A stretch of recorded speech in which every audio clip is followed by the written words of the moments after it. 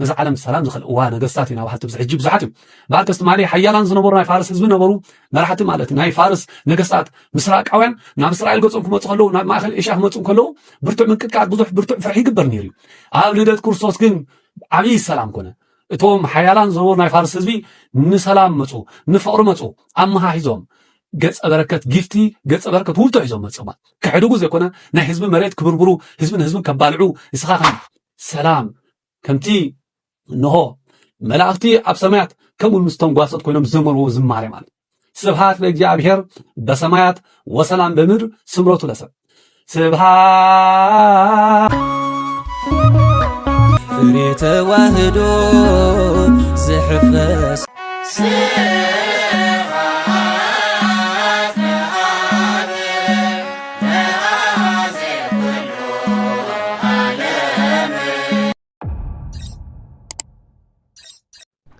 በስመ አብ ወወልድ ወመንፈስ ቅዱስ አሐዱ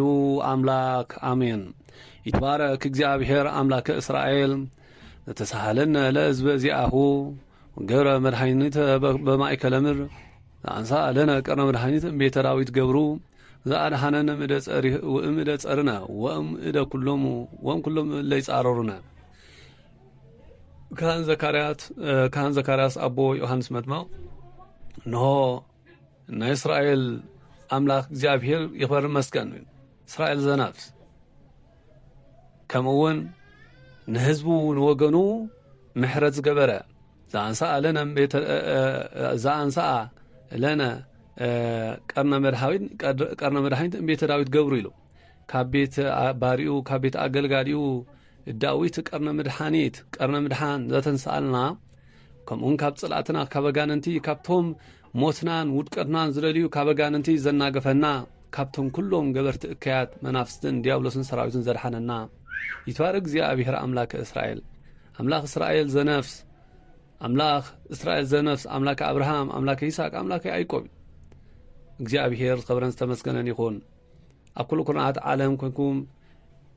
ነዚ መርሃ ግብሪ ዝእትከታተሉ ደቂ ኦርቶዶክስ ተዋህዶ ቤተክርስትያን ብሓፈሻ መላእ ኩርናዓት ዓለም እተገልግሉን ትግልገሉን ኣቦታት ኣዴታት ኣሕዋት ኣሓት ኩልኻትኩም ህፃናት እውን በቲ ስለና በዕለተ ዓርቢ ኣብ መስቀል ቀራንዮ ዶም ዘፍሰሰልና ብጎይታና ኣምላኽናን መድሓናን ኢየሱስ ክርስቶስ ፍጹም ሰላምታ ሰላም ከመይ ቀኒኹም እናበልኩ ባርከስን ሎመዓንቲ ነቲ በዓል ልደቱ ምክንያት ብምግባር ከምቲ ቅዱስ ቤተ ክርስቲያንና ዮም ፍስሓ ኮነ በእንተ ልደቱ ለክርስቶስ እምቅድስት ድንግል እናበለት እተመስግነው ምስጋና ዮም ዓመት መጽዓመት ሎሚ እትብለና ከምቲ ሊቅ ዮሐንስ አፈወርቅ ኣብ ሃይማኖት አበው ዮም እኬብ ይሂል ኢኮነ ኣሃደ ዕለተ ዮም ማለት ሎሚ ክርስቶስ ተወሊዱ ማለት እንታይ እዩ ኢኮነ ኣሃደ ዕለተ ሓደ መዓልቲ ዮም ብምባል ኣይኮነን ዮም ኣመ ሰማይኩም ቃሎ ይታጽኑ ልበኩም ሎሚ ቃሉን ተሰማዕኹም እቲ ናዛዚ ቃሉን ተሰማዕኹም እቲ መጸናነ ቃሉን ተሰማዕኹም እቲ ናይ ተስፋ ቃሉን ተሰማዕኹም ልብኹም ኣይተትርሩ ክርስቶስ ንዓና ካብ ግብፂ ከውፃና ከመይ ጌሩ ይከኣሎ እግዚአብሔር ንዓና ካብ ምድረ ግብፂ ካብ ኢድ ፈርዖን ካብቲ ከቢ ዝኾነ ግዛኣት ከመይ ጌሩ ከውፃና ይከኣሎ ብምባል ልቦም ከም ዘትረሩ ልብኹም ኣይተትርሩ ብዝበሎ ቅዱስ ቤተ ክርስቲያንኻ ዮም ፍስሓ ኮነ ሎሚ ክርስቶስ ተወሊዱ ክትብለና ከላ ኣብ ልበይን ኣብ ልብኹምን ኣብ ልቢ መላእ ክርስቲያን ኣብ ልቢ መላእ ክርስቲያን ደቂ ተዋህዶን ክርስቶስ ከመይ ክውለድ ኣሎ በየናይ መንገዲ በየናይ ኣገባብ ከነውዕሎ ይግባእ በየናይ ኣገባብ ክንዝክሮ ይግባእና ዝብል ሓፈሻዊ ሎመዓንቲ ከምቲ ጓሶት ቤተልሔም ንዑ ነቲ ኣምላኽ ዘርአያና ራእይ ነቲ ክውን ነገር ክንርኢ ናብ ቤተልሔም ንኽይ ዝበሉ ሎሚ ኣነ ንስኻትኩምን ናብታ ኣማናዊት ቤተልሔም ዝኾነት ቅዱስ ቤተ ክርስቲያንና ናብታ ኣማናዊት ዝኾነት ቤተ ክርስቲያንና ቅዱስ ክቡር ደሙ ዝፍተተላ ክርስቶስ እንረኽቦ ክርስቶስ እንለብሰሉ ክርስቶስ እንምገበላ ቅዱስ ቤተ ክርስቲያንና ሃቢርና ናብኣ ብምኻድ ሰላምና ተስፋና ራእይና ህይወትና ፍቕርና ናብ ዝኾነት ቅዱስ ቤተ ክርስቲያንና ቃሉ ክንምገብ ቅዱስ ክቡር ደሙ ክንምገብ ነዚ በዓል እዚ ብከምዚ ዝበለ ክንዝክሮ ሃቢርና ናብ ቤተ ክርስቲያንና ክንከይድ ይግባእ እዩ እምበኣርከስ ሎመዓንቲ ንመሃረሉ ናይ ትምህርትና ኣርእስቲ እውን እንሆ እስመናሁ ዓብየ ዜና ዜንወኩም ዝበለ እዩ እንሆ ዓብይ ብስራት ኣበስሮኩም ኣለኹ ብምባል ንጓሶት ቤተልሔም ዘበስሮ መልኣክ እግዚአብሔር እሞ ኣብ ወንጌል ሉቃስ ምዕራፍ 2 ፍቕዲ 10 ንረኽባ ሒለ ቃል እዩ ስለዚ ኣብዝና ኢሎም ዓንቲ ፊሊፕ ዝበለ እንሪኦ ፍቕሪ ሓድነት ተስፋ ዝብል እዩ እምበኣርከስ ኣብ ቤተልሔም ዘይሳምዑ ዝነበሩ ክሳምዑ ተፈላለዮም ዝነበሩ ክራኸቡ ምንጭ ዝኾነ ናይዚ ሰላም እዚ ናይዚ ፍቕሪ እዚ ናይዚ ተስፋ እዚ ሓደ ክርስቶስ እዩ ንሱ ድማ ኣምላክ ወልዳ ኣምላክ እቲ ኣብ ወንጌል ዮሃንስ ምዕራፍ 1 ፍቕሪ 14 ቃል ስጋ ኮነ ብምባል ንሆ ቃል ስጋ ኮነ ማለት ፍጹም ሰብ ፍጹም ኣምላክ ኮነ ብተዋህዶ ቃል ምስ ትስብእት ምስ ስጋ ተዋሃደ ወይ መለኮት ምስ ትስብእት ተዋሃደ ፍጹም ሰብ ፍጹም ኣምላክ ኮነ ኣምላክ ዝኾነ ሰብ ዝኾነ ኣምላክ ብምባል ብብዙሕ ምስጢረ ነገረ ተዋህዶ ርቀት ሊቃውንቲ ብፍላይ ኣብ ሳልሳይ ክፍለ ዘመን ዝነበሩ ሊቃውንቲ ብሰፊሕ ተንቲኖም እዮም ከም በዓል ቅዱስ አትናቴዎስ ቅዱስ ቄርሎስ ቅዱስ ጎርጎርዮስ ነማይ ብመለኮት ብሰፊሑ ተንቲኖሞ ንረኽቦ ኣብ ሃይማኖት ኣበው እምበኣርከስ እቲ ሰፊሕ ጠመተ ብዓይኑ ወገን ጽልእን ፍቕርን ክንርኢ ከለና 7 መስተጻርራን ዝበሃሉ ወይ ድማ 4 መስተጻርራን ንብሎም እግዚኣብሔርን ሰብን ወይ እግዚኣብሔርን ወዲ ሰብን መላእኽትን ደቂ ሰባትን ከምኡ ድማ ስጋን ነፍስን ህዝብን ኣሕዛብን ብምባል እቶም 7 ናብ 4 ንጥቕልሎም ማለት እዩ ምክንያቱ ሰብን እግዚኣብሔርን ሰብን መላእኽትን ክብል ከሎ ሰብ ኣብ ክልቲኡ ስለተደግመ ከምኡ ድማ ህዝብን ኣሕዛብን ስጋን ነፍስን ክልተ ሰብን እግዚኣብሔርን 3 ሰብን መላእኽትን 4 ማለት እዩ እዞም 4 መስተጻርራን ሓደ ዝኾኑ ካብዚ ወፃኢ ኣብ ዓለም ኩናትን ውግን ወረወግን ስማዓላ ዝነበረት ዓለም ደጊም ክርስቶስ ምስ ተወልደ እቶም ደም ሰባት ምስታይ ደም ሰባት ምግባር ዝለመዱ ኣጋንንትን ውልድ ኣጋንንትን ወይ ድማ ዲያብሎስን ሰራዊቱን ኣብ መላእ ዓለም ኮይኖም ነቶም ኣብዚ ምድሪ እዚ ዝነገሱ ነቶም ኣብዚ ምድሪ እዚ ብስጋ ኣብ ሰባት ነጊሶምን ዝገዙ ዝነበሩ መራሕቲ ኣብዚ ምድሪ ዝነበሩ ዝተፈላለዩ መራሕቲ ንጉሳት ልቦም ካብ ልዕል ክብል ትሕት ከምኡ ድማ ካብቲ ሰይጣናዊ ዝኾነ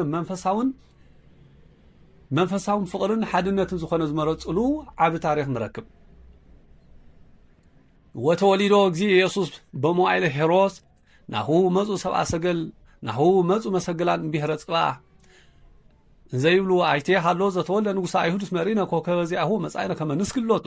ወንጌል ማቴዎስ ምዕራፍ 1 ሰፊሕ ዝኾነ ናይ ልደት ትንተና ሰፊሕ ዝኾነ ንባብ ምንባብን ምስጢሩን ናይ ጎይታ ኣምላኽና መድሓኒና ኢየሱስ ክርስቶስ ልደት ዝገልጸና እቲ ዘሰብ ብምባ ዝፍለጥ ማቴዎስ ወንጌላዊ ከመ ዝውቱ ልደቱ ለእግዚእና ኣምላክና መድሓኒና ኢየሱስ ክርስቶስ ወልደ ዳዊት ወልደ አብርሃም ወለዶ ለይስሐቅ እናበለ ብልደት ደቂ ሰባት ምውላድ ናይ ኣምላኽ ንኸረድእ ንሱ ብስጋ እምዘርአ ሰብ እምዘርአ አብርሃም ዘርአ ዳዊት እናተባሃለ ተፀውዐ ክርስቶስ ኣምላኽና እቲ ስለ ሓጢኣትና ስለ በደልና ስለቲ ኩሉ ንዑ ከኻሕስ ምንም ነገር ንዑ ከኻሕስ ዝኽእል ውዕለት ዘይብልና ድኹማት ብምዃንና ወይ ድማ ዝገበርናዮ ሓጢኣት ውርሲ ሓጢኣት ኮይኑውን ሞት ገዚኡ ዝነብር ዝነበርና 5,500 ነዚ ናይ ዘለዓለም ሞት ከጥፍእ ነዚ ገዚእና ዝነብር ዝነበረ ዲያብሎስ ከርሕቕ ክርስቶስ ኣምላኽና ንሱ ከምቲ ዲያብሎስ ብስጋ ተመን ብስጋ ከይሲ ተሓቢኡ ናብ ኣዳም ብምእታው ወይ ናብ ገነት ብምምጻእ ማለት ናብ ገነት ብምምጻእ ንኣዳምን ሔዋንን ዘስሓተ በታ እግዚኣብሔር ዝኣዘዞም ኣይትብላዕ ኢሉ ዝኣዘዞም ኣብ ማእኸል ገነት ዘላ ኦም ፍረበለስ ከዓ ብምብላዕ ናይ ሞት ዘምፁ ሞተ ስጋ ኣብ መቃብር ሞተ ነፍስ ከዓ ኣብ ገሃነም ነዚ ንኸጥፋኣልና ነዚ ክሕሰልና በከመ ኮነ እንከ ተሃብኣ ሰይጣን በግሁሉት ውስተ ከይሲ ብል መቅድመ ወንጌል ማለት ከምቲ ተመን ከይሲ ንኣዳም ከስሕት ኣብ ስጋ ዲያብሎስ ኣብ ስጋ ኣብ ከይሲ ዝተሓበአ ከማው ኮነ ድነትነ በተሰውረ ቃል እግዚኣብሔር በዘመድነ ከም ድማ ድሕነትና ነገረ ድሕነት ዝተፈጸመ ኣምላኽ ሰብ ብምዃን መለኮት ትስብእት ብምውሃድ ማለት እዩ እዚ ምስጢር እዚ መልእልቲ ኣእምሮ እዩ ነዚ ቅዱስ ኤፍሬም ሊቅ ኣብ ሃይማኖት ኣበው እንሆ እግዚኣብሔር ንዓለም ካብ ዝፈጠረሉ ጥበብ እግዚኣብሔር ሰብ ዝኾነሉ ምስጢር እግዚኣብሔር ሰብ ዝኾነሉ ጥበብ ይረቅቕ ይብል ወይ ረቅቕ ምስጢረ ስጋዌ ነገረ ስጋዌ ነገረ ተዋህዶ ረቂቕ መልእልቲ ኣእምሮ እዩ ነዚ እምበኣርከስ ካብ ክልተ ባህሪ ሓደ ባህሪ ካብ ክልተ ኣካል ሓደ ኣካል ዝኾነ ወልድ ዋህድ ስግው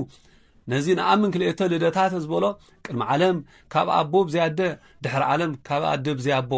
ንዝተወልዶ ምውላድ ነዚ ክልተ ልደት እዚ ንኣምን ልደት ቀዳማዊ ልደት ዳህራዊ ማለት ቀዳማዊ እምኣብ ዘእንበልእም ዳህራዊ ንብሎ ድማ እምድንግል ዘእንበልኣ ማለት ነገር ግን ካብ ድንግል ማርያም ክውለድን ከለውን ሕማም ዘይብሉ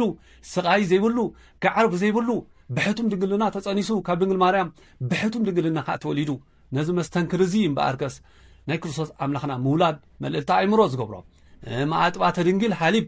ከም ዝበለ ቅዱስ ያሬድ ካብታ ናይ ድንግል ካብ ኣጥባት ድንግል ከመይ ገይሩ ፀባ ክወፅእ ኽኢሉ እዚ እውን ዘደንቕ ኮነ ብብዙሕ መራመርቲ ተመራሚሮም ብዙሓት ፈላስፋታት ተፈላሲፎም ብዙሓት ሳይንቲስት እውን ተመራሚሮም ክረኽቦ ዘይክእሉ ነዚ ምስጢር እዚ መልእክቲ ኣእምሮ እዩ እምበኣርከስ ንብዙሕ ሕልና ፈላስፋታት ዝሰበረ ዘሸነፈ ዝሰዓረ ፍልጠቶም ዘውደቐ ምድራዊ ፍልጠት ኩሉ ፍልስፍኖም ሓዲጎም መጽሓፍቶምን ኩሉ ናይ ርክሰት መጽሓፍቶም ኣቃጺሎም ንክርስቶስ ክስዕቡ ዝገበረ እምበኣርከስ እዞም ናይ ርሑቕ ናይ ምስራቅ ሰብ ጥበብ እናበለ ፀውዖም ሰብኣ ሰገል ካብ ምብራቕ ወገን ካብ በዓል ፋርስ ናይ ሎሚ ፐርሻ ካብ በዓል ኢራን ተባሂለን ፅውዓ ካብ ከባቢ ምስራቅ ወገን ተባሂሉ ካብ ዝተፈላለየ ሃገር ክብገስ ከሎ 12 ነገስታት ነበሩ ፌልሻውር እቲ ሓለቓ ናይቶም 9 ድማ ነቶም ሰራዊት 9 ሒዝዎም ወይ ነቶም 9 ነገስታት ማለት እዩ ናይቶም 9 ነገስታት መበልታ ሻዕዮም ፌልሻውር እቶም 3 ናብ ቤተልሔም ክወፁ ከለዉ ኣፈለገ ኣብቲ ዓቢ ፈለግ ወሓይዝ ኤፍራጥስ ተባሃለ ኣብ ምስ በፅሑ ግን ድምፁ ግን ወረው ግን ስለ ዝሰምዑ ውስታቶም ተመልሱ ይብል ብዙሓት ንልደት ናይ ክርስቶስ በዓል ንኸይብዕሉ ብዙሕ ነገራት ዝወጥጦም ብዙሕ ምድራዊ ተሓሳስባ ምድራዊ ነገራት ጎቲትዎም በረከት ናይ ልደት ዘይተሳተፉ ብዙሓት እዮም እዞም 9 ነገስታት እዚኦም ተበጊሶም መንገዲ 2 ዓመት ገጾም ተጓዒዞም ናይ ሶምን 2 ሶምን መንገዲ ክተርፎም ከሎ ካብ ኤፍራጥስ እንድሒር ተመሊሶም እዮም እምበኣርከስ ፈለገ ኤፍራጥስ እንታይ ኮይኖም ተመሊሶም ንዝብል ሊቃውንቲ ቤተክርስትያንና ባሕታታ ዘቐመጥዎ ኖ ድምፁ ግን ወረውግዕ ብድሕሪ ስለሰሙ ከምኡውን ቤተልሔም ይትረፍ ንዓኻትኩም ስፍራ ንሰራዊትኩም ንቀለብ ነቶም ዝተሸከሙኹም ኣፍራሳት ሰረገላታት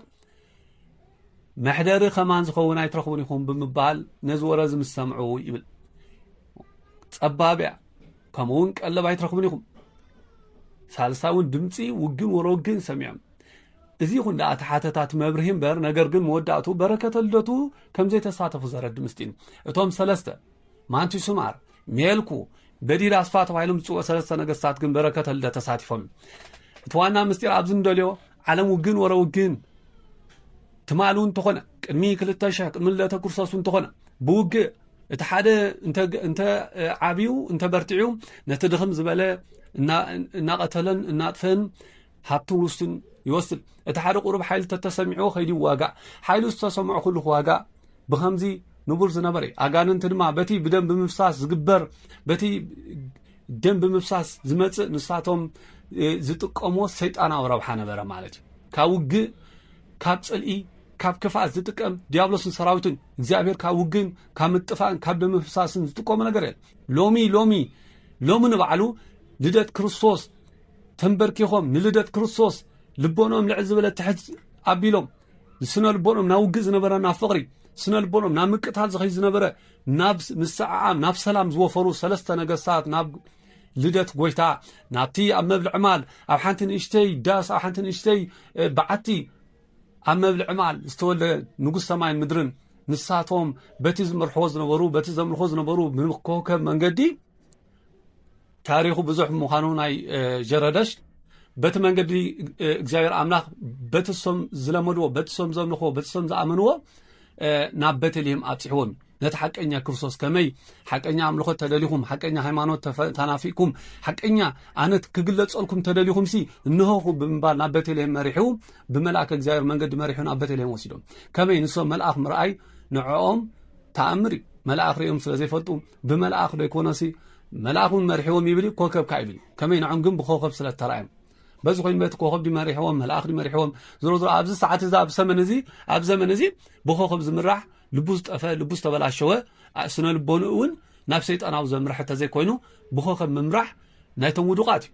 ስለዚ ንሕና ንምራሕ ብእግዚአብሔር በቲ ሰማይ ምድሪ ፈጠረ ኣምላኽ እዩ እሞ ብኮከብ ኣይትመርሑ ብእግዚአብሔር ተመርሑ ብግምት ኣይትኽእሉ ብኣስትሮሎጂ ኣይትኽእሉ በዚ ናይ ዓለም ፍልስፍና ከንቱ ብዝኾነ ኣይትመክሑ እንታይ ዳ በቲ ሰማያዊ በቲ መለኮታዊ ዝኾነ ዳ እምበር ብምባል ናብ ሰማይ ምድሪ ፈጠረ ናይ ሰላም ኣምላኽ ንሱ ኡፍ ኢሉ ንኹሉ ኸጥፎ ዝከኣሎ ክነሱ ነገር ግን ብፍቕሪ ተገልጸ ፍቕሪ ክምህር ማለት ናይ ነገስታት ንጉስ ኢኻ ንኽብሉ ኣምፁ ወርቀ ዕጣነ ወከርቤ ምክንያቱ ዕጣነ ወርቀ እስመ ንጉስ ውእቱ ዕጣነ እስመ ካህን ውእቱ ከርቤ ዘይተዋሃብሎ ሞቱ እናበሉ እቲ ወርቂ ስለ ንግስነቱ እቲ ዕጣን ስለቲ ክህነቱ تكربي دما سلت علة عربي سلين سلخاتكم صباح أب حمامات النبعلو علة عربي سلين سلخاتكم من قدوس سجو زقرصو كبردهم زفسسلنا كرسوس أملخنا ملحن عالم مخدعة زوم نتسأل دا أمبر نفقر زي ماتو نخقاتلو دا أمبر نفقر زي ماتو نسب روستون قلتون كبتونو زلو حافت كزرفو دا أمبر هو أبزح ساعات أبزح جي ساعات أبزح جي زي ونوعلو ناي هاجرات هافتي نخبز بزو ناي هاجرات هافتي نخوستو لدت بيت كرسيان لدت ناي كرسوس كخبرناتو هاله نبزحات هاجرات سلامن زخلو نبزحات هاجرات زلون نجر كحدقو عفوم زخفتو وحلوتات مرحتي نايز عالم بزحتو حدن هاجرات حزبي نتزلون نتبتفطر أملاخ زهابهم كيمجو سلام زخلو نزع عالم سلام زخلو وانا قصاتنا وحلت بزحجيب زحتو باركست مالي حيالان زنبور ناي فارس حزب نبرو مرحت مالت ناي فارس نقصات مسراق عوان ناب اسرائيل قصهم كمص خلو ناب ماخل اشاخ مصهم كلو برتع من قطقات بزح برتع فرحي يقبر نيري اب لدت كورسوس كن عبي السلام كونه اتوم حيالان زنبور ناي فارس حزبي نسلام مصو نفقر مصو امها حيزوم قص بركت جيفتي قص بركت وبتو حيزوم مصوم كحدوغو زيكونا نا حزب مريت كبربرو حزب كبالعو اسخا خمزيخا ودخستاخا ناي قال عليتخا اسخا ناي كستو تولديخا اسخا خمزيخا قولو كفالالي زيكونس سلام كمتي نهو ملاختي اب سمايات كم المستنغواسات كوينم زمرو زماري مال سبحات لእግዚአብሔር بسمايات وسلام بمدر سمروتو لسب سبحات لእግዚአብሔር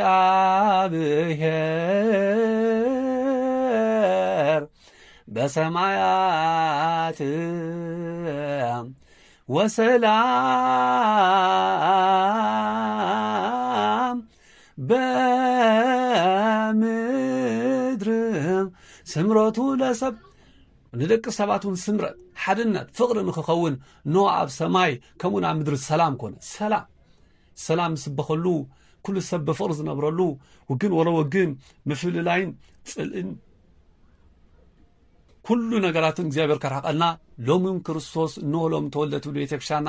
በጸሎት ብልመና ክርስቶስ አብልብ ነገሳት አብልብቶም ልቦም ተረሩ ኩለድ ክርስቶስ አብልብቶም ሐያላን ይናዙን በምድሪ ስጋው ነገር ልቦም ተዒስ ሰቀሉ ክርስቶስ ኩለድ كل ክርስቶስ كبركه كل يسجد لسلاسي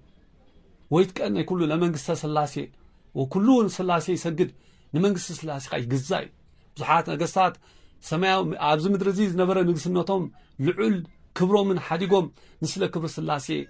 منينهم نسل منجس እግዚአብሔር منينهم እሞ ሎሚ حيالان ينازلو عم عرباوين هنا أبكالوت بنيكولورنا تفاططو زفرارحلو اتي نسب نسله نابرو نسله هيوتو برتع صعري برتع واغا بزح واغا زخفله نوح كيلومترات توغعزه كاب 4 مأذن تاكيب زنبرلن زلو معراب هاغرات እግዚአብሔር አምላክ ኣብ ልብቶም ደንዳና ተሪ ዝኾነ ልብ ዘሎም ነገስታት ክርስቶስ ሎሚውን ኩለት ብሰላም ብፍቅሪ ክንብርከኹ ኩሎም ንክብሪ ስላሴ ንክብሪ ክርስቶስ ክነብሩ እግዚአብሔር ከም ዘርኤና ዘመን ክበና ንልምኖ እስቲ ምስጢር ናይ ልደት ምንባር ንስዩ ሎሚ ተን ብስተፈላለየ መንገዲ ኣብ ሓድሕድ ጸለመታት ዝነብራ ዘሎ ሃገራት ከምዚልና እኳ ንባዕሉ እቲ ክርስትና እምነት ኣብ ፈተና ኣብ ዝበዝሓሉ ግዜ እኳ ኣብተን ናይ እስልምና العلواي ሃገራዊ መራርሓ ዝመርሓ ከም በዓል ኢራን ክርስትና ሎም በዓል ልደት ብሰፊሕና ተኸብረ ወላ እኳ እቲ ብዜናን ብወረን ካልእ ድልያን ክብሎ ተዋዕሉ ነገር ግን እቲ ናይ ክርስትና ናይ ልደት በዓል ኣብ ኩሉ ይበዓል ኣሎ ስለዚ ኮይኑ ተሪፉ ግን ውግዝ ዝጽየፍ ሰምዖታት ዝጽየፍ ደም ምምሳስ ዝጽየፍ ከምዛ ዓይነት ዘመን ከምጻልናሞ ጌታ ናይ ሰላም ናይ ፍቅሪ ናይ ሓድነት ዓለም በርባዕቲ ማእዝን ንስላሴ ዝሰግደሉ ንኽብሪ ስላሴ ዝነብረሉ ግዜ ከምጻልና እግዚአብሔር ከመይ ማንቲ ሱማር መልኩ በዲድ ኣስፋ ቶም ሰለስተ ነገስታት ኩሉ እቲ ሰብ ዝቀትል ንብረቶም ኣራጊፎም ወይ ድማ ንሱ ኣብቲ መጽዓኒ ኣብቲ ፈረሶም ኣብ ሰረገሎም ጌሮም ናብ ክርስቶስ ዘምጽኦ ነገር እንተነይሩ እንታይ ንሱ ኣማናዊ ቤተ መቅደስ ስለዝኾነ ናይ ውግን ወረውግን ኣጽዋር ናብ ክርስቶስ ኣይቀርብኒ ናይ ውግን ወረውግን ናብቲ ሰማይ ምድሪ ፈጠረ ኣምላኽ ኣይቀርብኒ ናብ ቤተ መቅደስ ናይ ውግን ናይ ሰብ መቅተሊ ዝኾነ ኩናት ኣጽዋር ናቲ ኮነ እንታይ ዳ መስቀል ኃይልና መስቀል ጽንዕና መስቀል ቤዛና መስቀል ማይተ ነፍስና አይሁድ ሰከዱ ንነሳ አመን አይሁድ ዝኻዓድዎ አይሁድ ዝናዓቅዎ ንሕና ግን እናኣምኖ ሓይልና እውን ዝኾነ ብርታዕና እውን ዝኾነ ነገረድ መስቀል ወይ ድማ እስመ ነገረ መስቀል ዝተበል ውእቱ ባህበ ህጉላን ወሃበነ ዝተለለ ኣመና ኃይለ እግዚአብሔር ውእቱ ቃል መስቀል ነቶም ዘይኣምኑ ዕሽነት እዩ ንሕና ነቶም እናኣምን ግን ሓይለ ኣምላኽ እዩ ዝበሎ እሞ ሃገር ምክልኻል ንሃገሩ ምሕላው ግቡእ ነገር ክፍጽም ሓደ ንጉስን ሰራዊቱን ግቡእ እኳ ተኾነ ነገር ግን እዚ ማለት ካብቲ ጸላሰናት ኣላዓይልዎም መሬትካ ርስትኻን ጉጥኻን ክወርሱ ካብ ዝመፁ ንምክልኻል ዳ እምበር እንዳማትካ እንዳኸድካ ምውራር እንዳማትካ እንዳኸድካ ደም ከተፈስስ ምውዓል መሬት ናይ ሃገራት ክትብርብር ማዕድናትን ክትብርብር ነቶም ህዝቢ ብጥሚ ከብዶም እንዳሓደርካ ከምዚ ዝግበር ዘሎ ቅልውላው ናይ ዓለም ናይ ሎሚ ብታሪኹን ቅድሚ ሕጂ ተሰሚዕ ዘይፍለጥ ዝሕጅ ዘለና ዘመን ፈታኒ ዘመን ማለት እዩ እሞ ናይ ክርስቶስ ኣምላኽና ምውላድ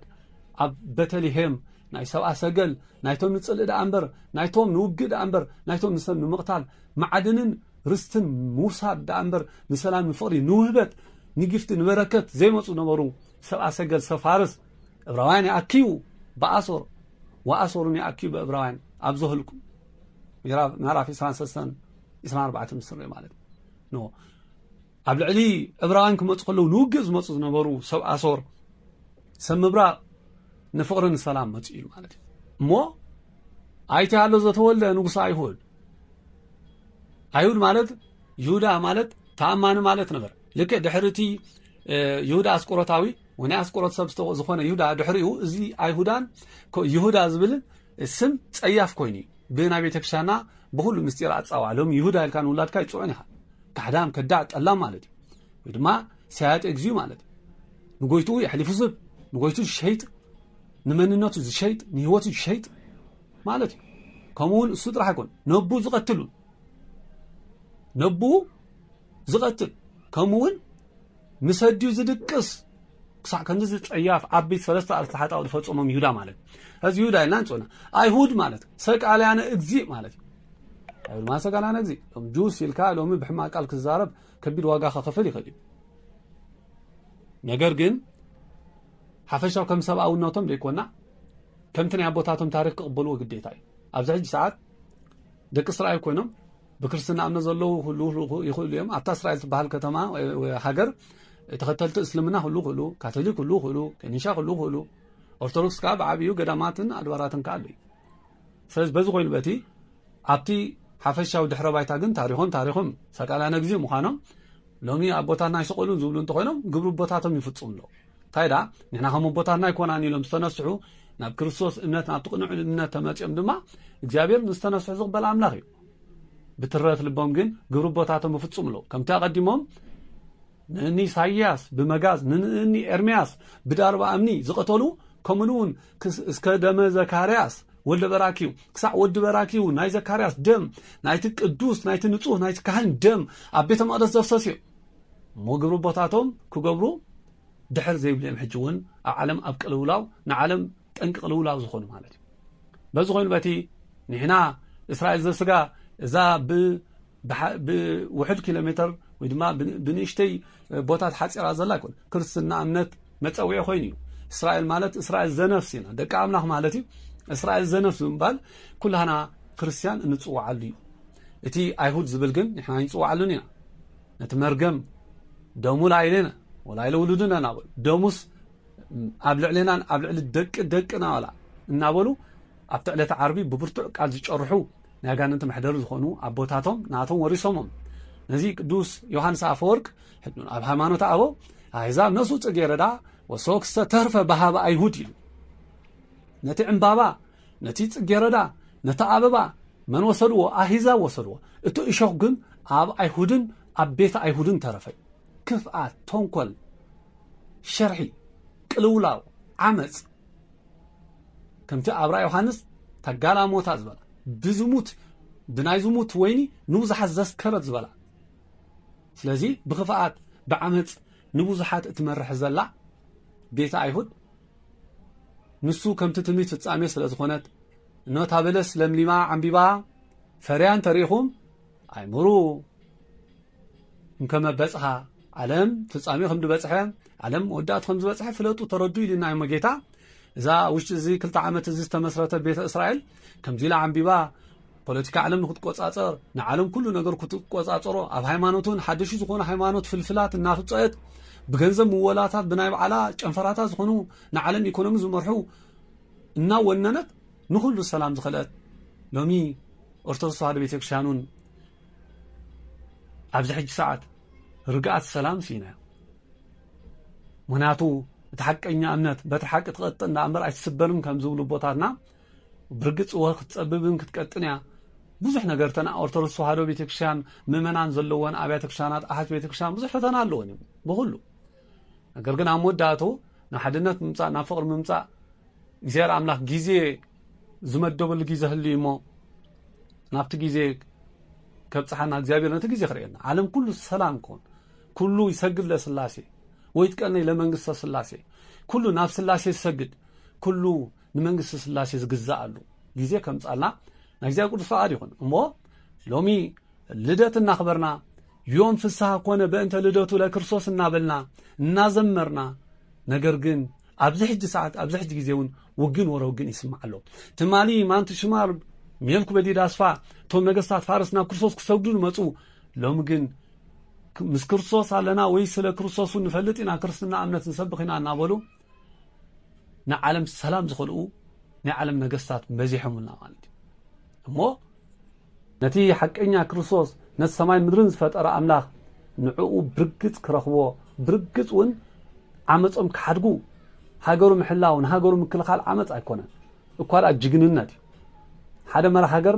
ንሃገሩ ከጽንዕን ክሕሉን እንከሎ ጅግንነት ከይዱ ናይ ካልኦት ሃገራት ክወርር ናይ ካልኦት ሃገራት ከይዱ ሰላም ካለ ክዕምጽ ደም ከፍስስ ክብል እንከሎ ግን ዓመጽ ማለት ዓመጽ እሞ እግዚአብሔር ኣምላኽ ዓመጾም ሓዲጎም ናብ ሰላም ድኸዱሉ ጊዜ እቲ ናይ ፖለቲካ ናይ ዓለም ኣብ ኩሉ ኣትዩ ንኹሉ ዘናውጸሉ ዘለውን እግዚአብሔር ንሰላም ክገብሮ ናይ ወንጌል ዘመን ናይ ፍቕሪ ዘመን ናይ ሰላም ዘመን ከም ጸላና እግዚአብሔር ቅዱስ ፈቃድ ይኹን ነቲ ዝነግድ ነጊዱ ብሰላም ከኣቱ ነቲ ዝሰርሕ ሰሪሑ ብሰላም ወፊሩ ከኣቱ ነቲ ብዝተፈላለዩ ምኽንያት ኣብ ስደት ዘሎ እግዚአብሔር ኩሉ ነገራት ሰላም ገይሩሉ ብሰላም ኣብ ዓዱን ኣብ ታቦቱን ኣብቲ ዝሕጎሰሉን ክነብር ነቶም ዘለናዮም ደቅና ድማ እግዚአብሔር ኣምላኽ ብሰላም ዕብዩ ወረስቲ ክገብረልና ኣብዚ ምድሪ ይኹን ኣብ ሰማያት ብሰላም ክነብሩልና ናይ እግዚአብሔር ቅዱስ ፈቃድ ይኹን ኩሉ ሎሚ ሰብ ተስፋ ዝቆረጸሉ እዩ በርባዕተ ማእዝን ውግን ወረውግን ስማዓሉ ጊዜ ሎሚ ሓጎስ ገይረልካ ናይ ሓጎስ በዓል እናሓለፍካ ንጽባሕቱ ወይ ድማ ኣብ ሎሚ ኮይኖም ውግን ወረውግን ንዓለም ዋዜማ ናይ ቅልውላው ፕላን ወይ ድማ ኣጀንዳ ዘውጹላ ኢና ንሰምዕ ዘለና እሞ ሰብ ኣብ ዩቱብን ኣብ ተፈላለዩ ሚድያታትን ኣብ ዝተንከፈሉ ኣብ ዝተመልከተሉ ግዴታ ውግን ወረውግን ምስማዕ ግድን ኮይኑ ማለት እሞ እግዚአብሔር ብዝማሬ ብመዝሙር ብሓጎስ ብዕልልታ ብሕጉስ መንፈስ ክንነብር ነገር ግን ነቲ ዝመጽእ መከራ ድማ እንኽእሎ እንወጽን ክገብረልና ክንጽሊ ይግባይ ሓጎስ ምስ ጸሎት እዩ ሓጎስ ምስ ጸሎት እዩ ሓዘናውን ምስ ጸሎት እዩ ማስ ምስ ተስፋ እዩ ሓዘን ክመጽእ ከሎ ምስ ተስፋ እዩ ሓጎስ ክመጽእ ከሎ ምስ ጸሎት እዩ ምክንያቱ ቅዱስ ቤተክርስቲያንና ኣብ ጊዜ ሓዘን ጸሎት ትገብር ነቲ ብቅዱስጉ ክቡር ደሙ ኣብ ቤት ኣምላኽ እንከሎ ኣምላኽ ዝወሰዶ ብመዋስእቲ ዝማሬ ጌራ ብምስጋና ኣብ እዎ ኢየሩሳሌም ለገብረ እግዚአብሔር ናበለት ወይ ለአመት እግዚአብሔር ናበለት እቲ ሰናይ ዝኾነ ትምኒታ ነታ ኣብ ቤተ እግዚአብሔር ብንስሓ ብቅዱስጉ ክቡር ደሙ ዝነበረ ኣብ እግራ ኣቦታቱ ብንስሓ ብምምጽዋት ነዛ ዓለም እዚኣ ዝሓለፈ ንሱ ኣኽሊል እግዚአብሔር እቲ እግዚአብሔር ተስፋ ዝገብሮ ዝቕበል እሞ ብዝማሬ ምስጋና ነቶም ብግፍዒ ኣብ ዝተፈላለዩ ቦታ ዝሞቱ ድማ እግዚአብሔር ኣምላኽ ከቅበሎም ቤተክርስቲያንና ኩሉ ጊዜ ብፍትሓት ብተስካር ኩሉ ጊዜ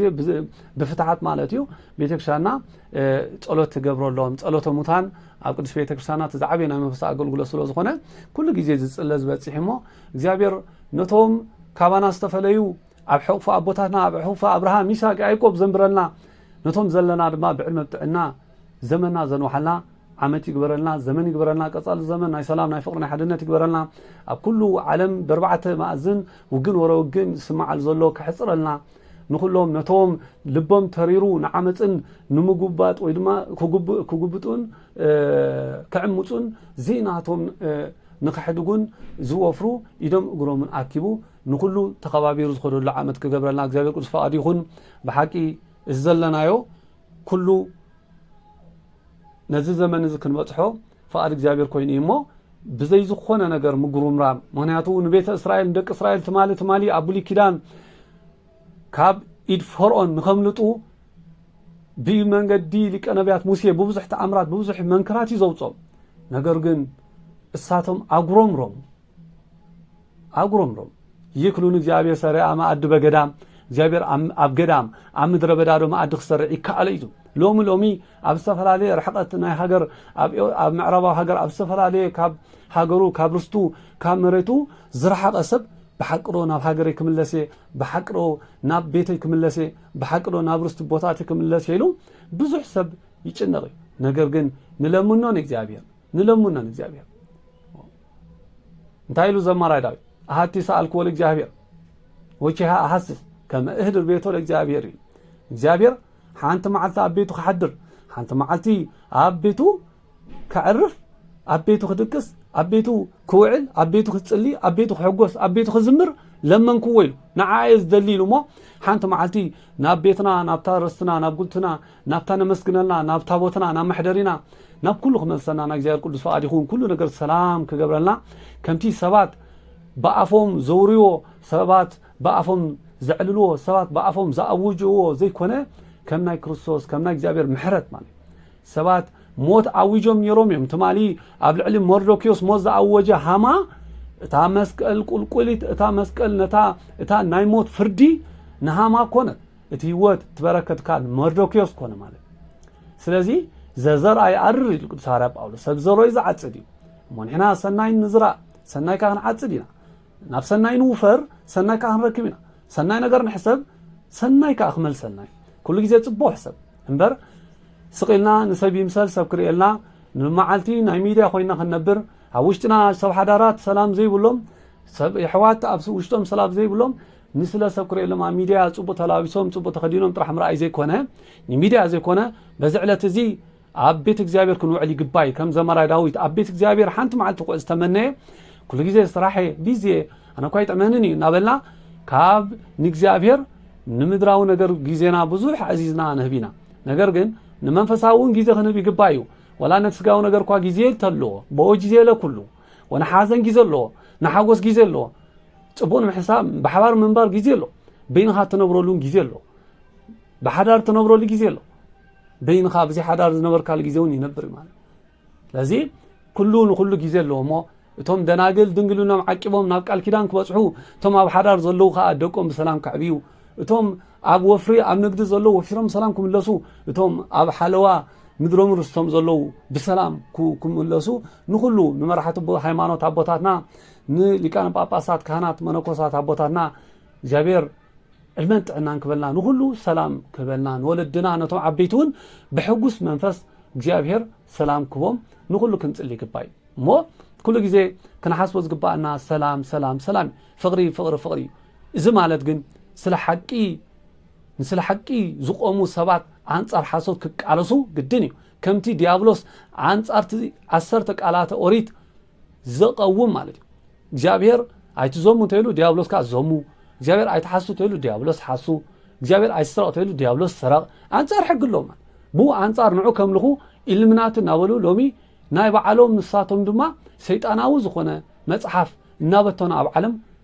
ብልዑል ዝኾነ ውሽጣዊ ማሕበራት እናቆሙ ወይ ከዓ እናመስረቱ ንዓለም ብጽጽለው መኹሉ ጊዜ ነት መሰረታዊ ዝኾነ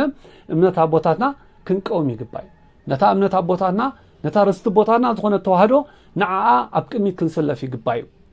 እምነት አቦታተይ ተዋህዶ ኢልና ማለት ናቡቴ ከም ዝበለ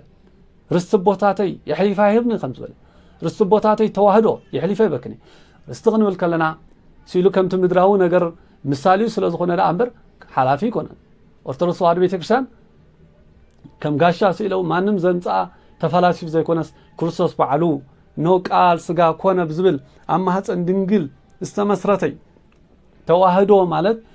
ትርጉሙ ዴፊኒሽኑ ቃል ስጋ ኮነ ቃል ስጋ ኮነ ዝብ ተዋህዶ ማለት ቃል በተዋህዶ ስጋ ኮነ ስጋ በተዋህዶ ቃል ኮነ أملاك بتوحدو سبكون سب بتوحدو تملكوت كا أملاك كون ماله إتي زي تشبت زي تحاز ركيق زنبرة سجا بموحدو زي تشبت زي تحاز كون أبا أيهود كمان حزمو أيهود حزمون جرفوا سقلوا قتلوا سلازي كم دما إتي جزوس نبرة سجا نملكوت بموحد بعتو بيت نبتي حارة تأكيو مزنور بيت آتو ماله مجنوز فتح لي مقابر كفتو لي كيبلا إنه تنسى سماعتون عرق مال عرق من بالون بسجاي برام لخدا ملأ زنبري يكونن كذا كم ملكوتو كم تملكوت حيلو بملأ زنبري أما سلازي بتلهم بزعلت زي كورسوس هفتولو لجيزة نسا بتلهم ناي كورسوس كوينا توم نجستاتون نبكتر بتلهم بمتاوم حساب جاننتن حساب ناي ديابلسون كله أرجيفهم أرحقهم نون كورسوس بكا نصوه لبي نكورسوس بكا تحت منفسي فطر ليتا لبه نصها او እግዚአብሔር ንጹህ ልብ ፍጠረልኝ መንፈሳዊ ከሐድሰልኝ ይዟል ማለት እሞ ስነ ልቦናና መንፈስና ኩሉ ነገር በእግዚአብሔር ተቃኔ ንخخም በተለይም ናይ እግዚአብሔር ያ ናብ በተለይም ዛቱ ኻና እግዚአብሔር ለምኩላትና ናብ በተለይም ኩናቱ ይግባይ ልዕል ዝበሉ ናይ ዝምድር መርሓቲ ነገስታት ከም ድማ ኩሉ ካብ ልዕል ዝበለ ክሳብ ትሕዝበ ጓሰቱን ጓሰት በተለይም ቶም ብምስጢር ናይ ነቢያት ወኪሎም ወይ ድማ ነቢያት አቡሊ ኪዳን በመጉሳይ ብዙሕ ዋጋ ዝኸፈሉ ናይቶም ኖሎት ናይቶም ጓሰት በተልሔም ምሳሌ እንብሎ ማለት ጓሰት በተልሔም ድማ ናይ መን ምሳሌ ማለት ናይ ነቢያት እዚ በሐፈሻ በሐዲስ ኪዳን አማናውያን ጓሰት መለም ካህናት እዮም ማለት ካህናት አቦታት እዮም አንቀጾ ኖሎት ብናይ ቤተክርስቲያን አስተምሮ ጉስነት ዝብል ንክርስቶስ ምምሳል አነ ውእቱ ኖላዊ ኄር ሕያዋይ ጓሳ አነ ዝብል ወንጌል ዮሐንስ ምዕራፍ 10 ካብ ፍቅዲ ሓደ ጀሚርና ሙሉእ ምሰናምቦ ትሕያዋይ ጓሳ ቀቅል ምተናባገ ዝኸይድ ዋጋ ዝኸፍል ማለት እዩ ሞ አቦታትና እውን ካህናት አቦታትና ደኺመ ከይበሉ ሰልችኒ ከይበሉ ጉስነት ከቢድ እዩ ብጉስነት ደረጃ ምድራዊ አምሳል ናይዞም ጓሶት ኣብ ቤተልሔም ጉስነት ሰብ ዝፈልጥ እንተኮይኑ ማለት ምስ ጠለበጊዕ መውዓል ዋጋ ስልእን ምኽፋል ቀሊል ኣይኮን ናብ በረኻን ተወፊሩ እሞ ብርሑቕ ናብ ዓዱ ክምለሰሉ ዘይክእል ርሑቕ እንተኮይኑ ምስአ እንዳሓደረ ምስአ እናወዓለ ስንቁ ካብቲ ዘሎ ስንቂ እናበልዐ ካብ ተኹላ ካብ ዝብኢ ካብ ዝተፈላለዩ መንጠልቲ ነገራት ዝሕልዩ ማለት እዩ ሞ ስለዚ ወፍሪ መንፈሳዊ ቦታትና ድማ ካብ መናፍቃን ካብ ኣጋንንቲ ምሕላዊ እሞ ሎሚ ዝዓመት እዚ ናብ ንስሓ ንበቕዓሉ ናብ ፍሬ ንበቕዓሉ ምስ ነፍስና እንኾነሉ ኩሉ ግዜ ሰባት ምስእከለ ክኾኑ ገዛእ ርእሶም ይርስዕዮም እሞ ሰውነትና ናይ ክርስቶስ ክትከውን ሰውነትና ኦ እግዚአብሔር ኦ ጌታ ንስኻብ ልበይ ንገስ ኦ ጌታ ንስኻብ ልበይ ተወለድ እሞ ደጊም ልበይ በተልሔም ግበራ ቀፅርኻ ከዓ ቀፅር ስነ ልቦናይ ሕፀር ካብ ኣጋንንቲ ካብ መናፍስቲ ርኩሳት ሕፀር ከምታ ኣብታ ኣምረ ኢየሱስ ኖ ዲያብሎስ ናብ በተልሔም ክኸይድ ኣጋንንቲ ኩሎም በተልሔም ክቐርብዋ ስለ ዘይከኣሉ በተልሔም ቀፅራ ሓፁር ኩሉ ነገራታ ብመንፈስ ቅዱስ ተሓፅረት ምስኮነት ኣጋንንቲ ቀርቡ ይካሉ ኣጋንንቲ ካቱ ይካሉ ናብቲ ሓለቆም መፅኦም ድማ ንሆ እቲ ክውለድ ዘለዎ ነቢያት ትንቢት ዝተናገሩሉ ክርስቶስ ተወሊዱ ግዲ እዩ በተልሔም ተሓፂራ ብድሕሪ ንስሓ ጉሮም ረመ ትማሊ ኢሳይያስ ነቢ ስልዩ ትንቢት ክናገር ብኩላብ ወይ ከዓ ብመጋዝ ተርተርክዎ ብመስቀል ዘስቀልክዎ መስቀል ናይ ስጋ መንጠልጠል ማለት እዩ ብመጋዝ ተርቲረ بمسكلي زنطلطلكو ማለት كمو نبي ارمياس سليو كناغر نو املاك ودا املاك يورد ويتولد يلو املاك ودا املاك نو كاب سماي كورد بسغا كولدي نعو زخون دما 10 تخارات كمرصي ناب دبرو زيت خيدي نتاصمت نفس دما خصغبي نابله ابسقوقا ارمياس ويلما ترفو باروك بجز نروح بحال قال ማለት እዚ ትንቢት እዚ ደረቅ ሐዲስ ካብ ተናገሩ ከምን ኢሳይያስ ኤርሚያስ ካ ማለት ኤርሚያስ ነዚ ትንቢት እዚ ተናገር ከይወደን ኮሎ ከአድሎ እኮ አይደለም ተነበሩ ነገር ግን በምስሉ እምኒ ደው ከብል እግዚአብሔር ለመነ እቲ እምኒ ድማ ኤርሚያስ ኮነ ሁሉ ኮሎ ምስሊ ኤርሚያስ ሓገ ማለት ኤርሚያስ ረከምና ይሎም ብንቅጥቅጦ ጀመሩ ኩሉ ጊዜ ምስጢሩ ናብ ምስጢረ ስጋዊ ሆኖ ስለና እቲ ዘይሞት አምላክ በሰውነቱ ሞተን ዝብል ምስጢሩ ክትርጎም ይኽእል ሓፈሻው ግን ኤርምያስ ካብ ዳርባኣም ንሞተ እሞ ንኤርምያስ ብዳርባኣም ዝቀተልኩም ደቂቀ ነቢያት ኣበይተ ነቢያት ስለ ክርስቶስ ክንበይ ኩሉ ዝቀተልኩም ኢሉ ኣብ መን ሓዲሩ ኣብቶም ናይ ዲያብሎስ መሕደሪ ኮይኖም ዝተረኽቡ ቤተ ኣይሁድ ሰብ በዚ መሰረት እነሆስ ክውሰዱኒ ኢሉ ልከ ከምቲ ናይ ስላሴ ኣርባዕቱ እንስሳ ጻራነ መንበር ዘለዎ ዲያብሎስ ከዓ ከምኡ ንሱ እውን ኣነ ፈጣሪ ዝብል ገዛእ ናይ ጸልማት ክፉ ክርዳ ዝኾነ ንሱ ኣርባዕተ ጸወርቲ ገይሩ ናብ ቤተልሔም ገጹ ኸይድ ምስ በለ ቤተልሔም ደጊም ናይ እግዚአብሔር ኮይና ቤተልሔም ደጊም ናይ ሰላም ኮይና ቤተልሔም ደጊም ነገስታት ደም ዘየፍስሱላ ቤተልሔም ደጊም ሓደን ሓደ ዘይውፅዓሉ ናይ ክርስቶስ ኮይና ደጊም ቤተልሔም ሰላማዊት ኮይና ደጊም ኣብ ቤተልሔም ሽርሕ የለን ክፋት እውን የለን ወሄሮስ كما ركبكمو نقولني كما أنا هي إسكلوت يلو اقتلوا إسكلوس يلنا يلو نسوسي سقاليو نسوس قتاليو هيروس زسجد أكونا نجرجن نتوم كاب رحوق كاب مبرق زمتو نجستات نايفارس مسترخبكم نقولون ما أنا خاص صقدوا لي أنا تتصانيلو بر شنجلا لهيروس سوان لما راتشونا والنايب متلال حاسوت كفأت نهيروس سوان عمرم لومون لبي هيروس ساوز حسكا شنجلا متلال تنقل زملاء تنقل كجدف تنقل كهناق علكاي نتلواه نتتحط سقيل السمع حزبي كتتال ليلكا حاسوت تزرع حاسوت تبتن أبسفل على الميديا حاسوت كا كفأت كا منفق إنها سيت أناوي قعزها حدق تحت بالي ناي هيروس لبي أي تعوتا نجيزو كان تمصلو في الطعم يقول هيروس موت يوصلو ومويتو هيروس يلي هيروس نتياوز خون أملاك كسادد نتستولد ناي بيتلهم نجوس نتناي استولد ناي لبنا نجوس سمع المدرن فترة كرسوس أملاك كسادد نسوجن هيروس موته نتياوز خون كرسوس جن بجزاء فقادو بسجا مويتو نموت كأسعره موته بسجا وهايو بمنفس كم ذلك بيت أصلا على تعمله بسجا موته وبمنفس بملوكوت قاحياو كونين سلازي اتي سلينا صباح 4 معلت 4 ليتين ابغدا ما قرونتوس صومن نبلو اتي سلينا صباح امسقل قرانيو ششن غرفات تغرفو نبلو كريستوس املاخنا سليناي مو سلازي اما صندقل ماريام حديرو ما صنا اديتات قديسي مو اتنا حاتي لومي باخبلكن زلو كريسماس ندابلكا استفالالي ناي معربايان ناب كاله نغير املخو زوسرو املخوتو زلوطو كمتا كلاي تيموثيوس معرف 3 رخبو مثلنا املخوت الله نتحيلو كن يخحلو زبل كريستنا امنت لومي كم فيك كم زي تقم كم مسلاو نغير وي دما كم ندغ طرح نيمسل طرح ناغورو وسخل زلو كمين تيلنا تمال معربايان زنبرو ابيات كريستيانات لومي ناب استفالالي ناي نغد هنصا ناب استفالالي ناي بايد املخو مغايص خوينم امو سلازي لومي املخوتنا كنحلي يغباي اتندق انستيو نبزحات اوداد نبزحات تبعتي بزتالف ناي زموت منفس زي كونه نديتاتكم زمسل اللابسا وحلول بزخونه كمتنا نديتاتكم شفون وي دما لك زورياتاتكم لبسكم نديتاتكم مسيلكم بعال كتبعلا يغبا مالتي لومي زبعل زي منفساو بزخونه بعالا كنعول يغباي وهبت كنبل كلنا جيفت غص بركات موهب كبحال كلون اتم دك تبعتيو ندق انستيو نابزمت بزمعدم نعان لبن بزتبر طبار بزخونه وهبت زي كونس نسبات نافقري ناف سلام ناب قدسغو ناب بردوم زبصح ناب قال املاح ناب منفسا فور زمصخونال وهبتنا موهابنا ابيت زمصخونال مرب تلمدو نخبر لنا نابلنا ابعال مستن سخران بمبزح زي تدلي عمص زفصملو حطا زفصملو بعال كون يبل ازي ابكندي بركات مرغم يزخون مالت كمزا عينت ابعالا ابكن بركات مرغم يزخون امو كل جزء استقدسوا صانات كللو استقدس هيوت كنبرنا كنحاسب غبايو مو اكلكم وموال زحلفه كل جزء زحلفه ارغ السونا زحلفه ما هيوتنا زحلفه غوغيا كايدانا انما عراريلو نزعمت زي جمجمنا هيوتنا نصبو ነገር نمرحلو حديث بلان منفساو بلان اوصينا سونتنا بيت املاك نوستلو عمد كوننا نا እግዚአብሔር ቅዱስ ፈቃድ ይሁን እቶም ልዕል ዝበሉ ስነ ልቦናም ትሕት ክብሉ እቶም ንጽልኢን ኩናት ንኽፍኣት ዝመጹ ዝነበሩ